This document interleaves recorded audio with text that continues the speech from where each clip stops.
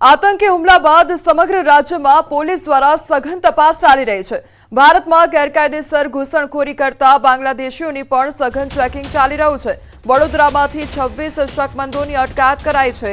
તપાસ દરમિયાન અત્યાર સુધી 8 બાંગ્લાદેશી મળ્યા છે।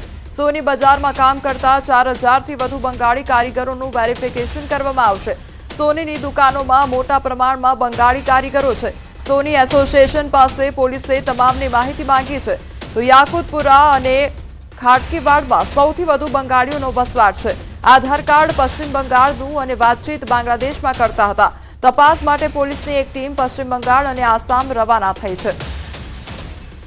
સંવાદદાતા હાર્દિક અમારી સાથે જોડાઈ ગયા છે। હાર્દિક, વડોદરામાં જે ક્લીન સિટીનું જે આખું ઓપરેશન ચલાવવામાં આવી રહ્યું છે, કેટલા શકમંદોની તપાસ કરવામાં આવી છે અત્યાર સુધી? બિલકુલ જી, જો વડોદરા શહેરની વાત કરીએ તો સુરત અને અમદાવાદના મુકાબલે ખૂબ જ ઓછી માત્રામાં જે બાંગ્લાદેશી નાગરિકો છે તેઓ મળી આવ્યા છે। પરંતુ છેલ્લા 3-4 દિવસથી વડોદરા શહેર પોલીસનું જે અભિયાન છે ઓપરેશન ક્લીન સિટી તે સતત ચાલી રહ્યું છે।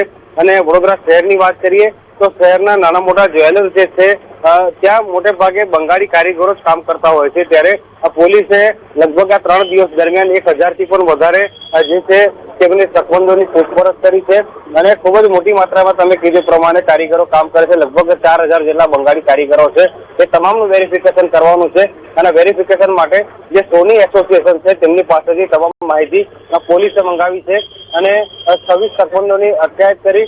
અને બીજી વાત કરીએ તો આધાર કાર્ડ પશ્ચિમ બંગાળનું હોવા છતાં તેઓ વાતચીત જે છે તે બાંગ્લાદેશમાં કરતા હતા। એટલે પોલીસની નજરમાં જે છે ત્યાં જે પરપ્રાંતિયો છે તેઓ આવી ગયા છે। ત્યારે વડોદરા શહેર પોલીસની એક ટીમ જે છે તે બાંગ્લાદેશ પશ્ચિમ બંગાળ અને આસામ જવા માટે રવાના થઈ છે। જી હાર્દિક, સમગ્ર માહિતી બદલ આપનો આભાર।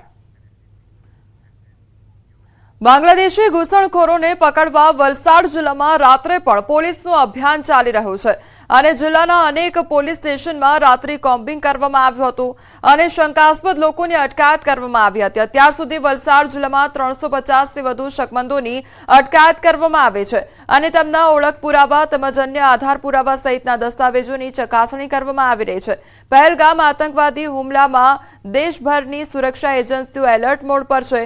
ત્યારે વલસાડ જિલ્લામાં પણ આવા શંકાસ્પદ લોકોને ઝડપવા પોલીસ દ્વારા 2 દિવસથી સઘન કોમ્બિંગ કરવામાં આવી રહ્યું છે। મોડી રાત્રે પણ વાપી, ગીતાનગર, રેલવે સ્ટેશન, ઉમરગામ, સંજાણ સહિત જિલ્લાના અન્ય પોલીસ સ્ટેશનમાં પણ રાત્રે પોલીસનો કાફલો આ કાર્યવાહીમાં જોડાયો હતો।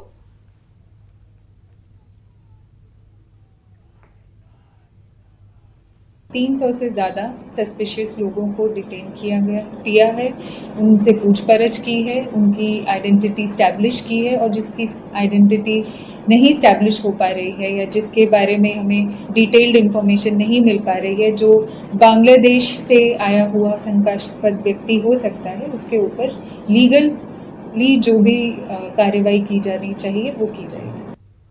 તો બાંગ્લાદેશીઓ સામે સઘન કાર્યવાહી હાથ ધરવામાં આવી રહી છે અને જે દસ્તાવેજો છે તેમની પણ તપાસવામાં આવી રહ્યા છે।